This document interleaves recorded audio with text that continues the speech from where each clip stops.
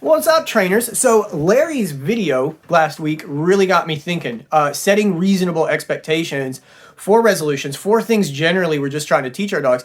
And, kind of looking at the scope of a lot of these videos, we don't handle, just by nature of the videos, it's tough to handle a lot of aggression issues.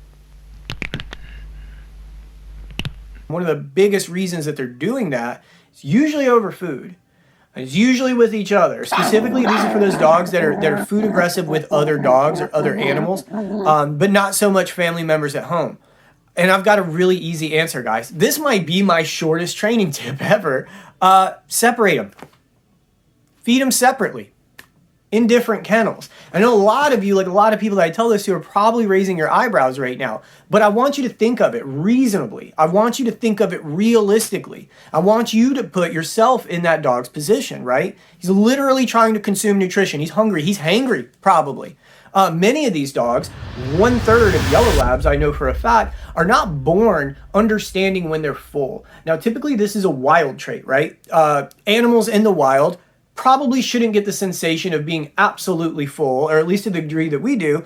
So they'll hunt as much as possible and seek out food sources, right? It kind of seems like a no-brainer, and that's common sense. And most domestic animals, various species of animals that are domesticated do get this sensation, right? They will feel full over time. Many dogs don't have this. Many dogs are born not having this. Now, provided we can approach the dog, right? When we're coming down to safety stuff, right? If we need to move the dog when it's eating, if something I'd like to make sure that we can cover these bases, or we have a way to do this that's safe, effective, and like really easy to do everywhere. But when it comes to two dogs eating, I'm not going to try to control every single variable around a dog when they're eating. I don't know if it's overstimulation that might be setting one dog off, that he's just really hungry and doesn't want him near his food. And to be honest, guys, that's good enough for me.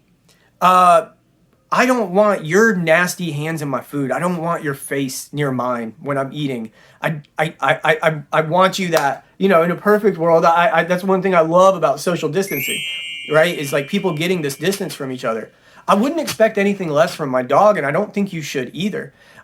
If this is a severe issue, right, and this happens, big difference between this and, say, a piece of kibble falls on the ground and they immediately start to scrap. That's something that we can work on. But if you have two dogs at home that are growling at each other over food, separate them to feed them. Give them some time to eat. Give them some time away from each other. If it's causing issues outside of that, absolutely seek out training, right? If it's affecting their quality of life, seek out training. If you see that it's attached to other issues. But guys, sometimes a reasonable expectation is compromise, and that's okay. See you next time, guys.